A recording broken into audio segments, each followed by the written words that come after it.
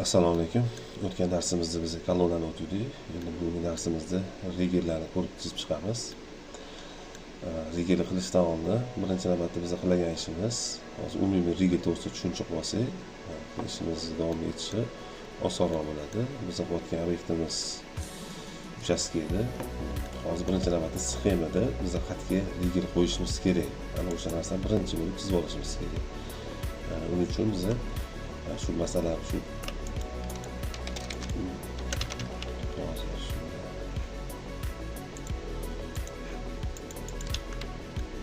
davlat metkiga olib regel beramiz biz. Ikkinchi etaj planini olamiz.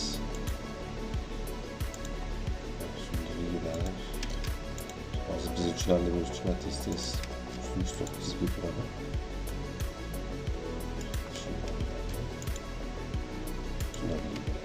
Biz plitalarimiz bunaqasiga joylashtirilgan bo'ldi. Mana shu yerda bunaqasi qilganmiz. Plitalarimiz bunaqasiga tushadi. Bunaqasiga tushadi.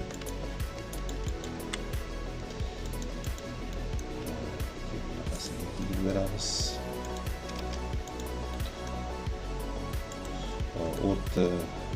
O'rta qismiga ham shunaqasiga beraveramiz.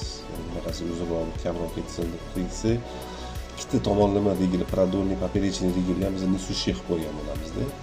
Shuning uchun iloji boricha plitalarni bitta направлениеda yotqizsak, bitta направлениеda regel nisushi bo'lsa, ikkinchi направлениеda samolyot o'zini o'zi ko'taruvchi regellar bo'ladi. O'shanga ahamiyat bersak, u ham rasxodli kamayadi. Ikkita tomonlama regellar baquvvat bo'lib, qimmat bo'lib ketib qolmaydi narxlarimiz.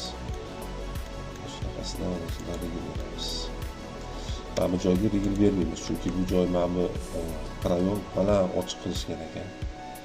Hozir fasadda ko'rsataman, mana bu baland ochishganda o'rtadan regel o'tib qoladi bo'lmasa.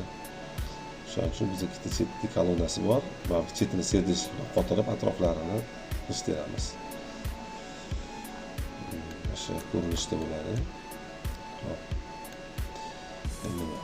Hozir bizda hozir bu yerda xato ketgan joyi arxitekturada ko'rgan bo'lsanglar, birinchi, ikkinchi etajda pol qismida mana bu qismi ochiq.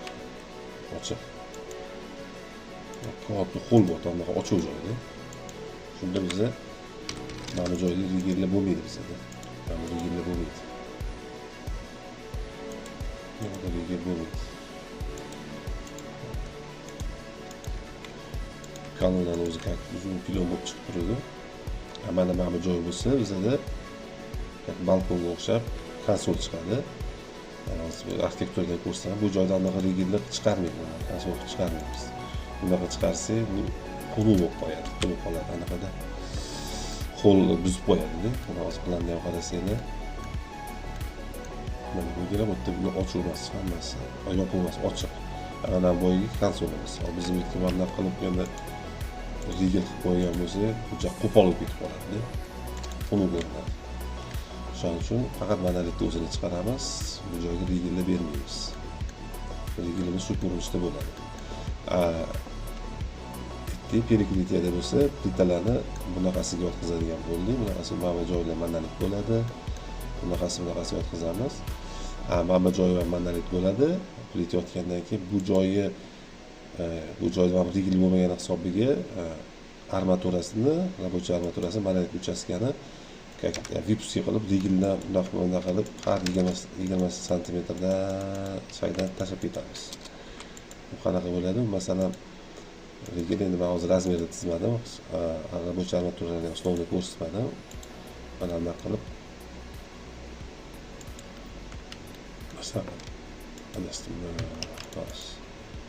mana bu shunaqa tashlab ketsak, mana shunaqa mana regel bo'lsa, mana rabochiy armatura mana usulda vipusga qilib tashlab ketsak, sal undorroq bo'ladi. Chunki plita yotadigan joy bor, bunaqasi plita yotadi.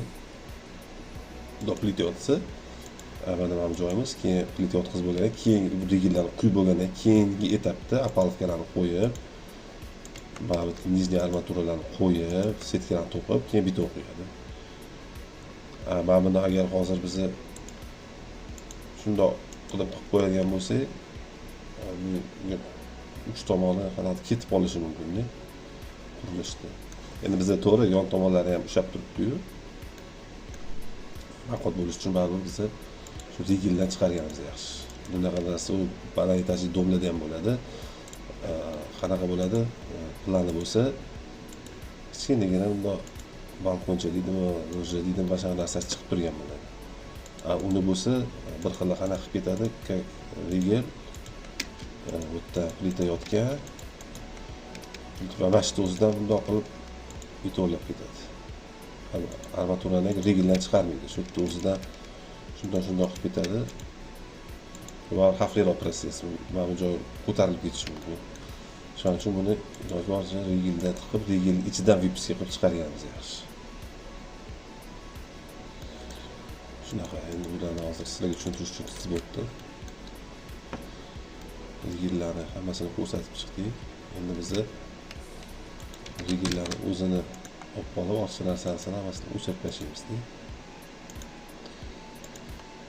Rigillarni o'zini olib qolish uchun kolonnani strikada bo'yab olsak.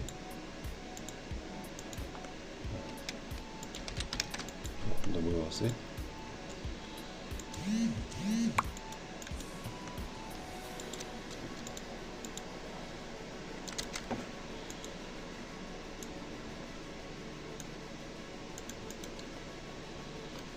Bizda shunaqa ko'rinishda bo'ladi. Endi bu hamma rigil har xil bo'ladi. Mana rigil boshqa rigil bir bo'lsa, bu rigil 2, bu rigil 3 mashina bo'lib, rigil nechtadir rigil bo'ladi.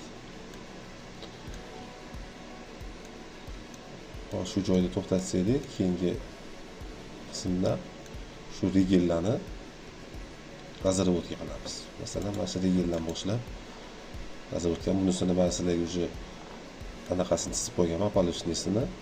Hozir buni har bittasini detalni chizib chiqsam, vaqt topib qolish mumkin. Rigilni radonli ko'rinishi, buni tepadan ko'rinishi, verniy armiyona, nijniy armiyonasini. Mana bu rigilni kontur chiziqlari, mana bu rigilni poperechniy ketgan tomoni, yoki radonli ketgan tomoni tepadan qaraganda. Mana bular bo'lsa, bu o'sha bizda kolonnalar. Vertikalni ko'rinishi kolonna rigil. Tepadan ko'ringandan keyin o'sha mana bunaqasiga rigil ko'rinadi. Shu bu yerda keyin yana men sizlarga siz tayyor chizib qo'yganim, mana bu отдельный стержень, mana bu anaqani rigilni qotirish uchun beriladigan fipuskalarimizni men chizib qo'yganman. Bu hammasi KMK bo'yicha. Hozir o'shani ham sizlarga ko'rsatib o'tdik, keyingi darsda to'g'ri chizishga o'tamiz-da.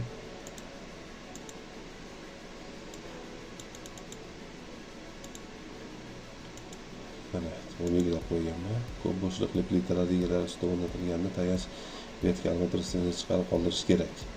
Bog'lanish vazifasi bajarish ushbu stержlar diametri 16 mm dan kam bo'lgan 40 cm dan 40 mm dan katta bo'lmasligi kerak.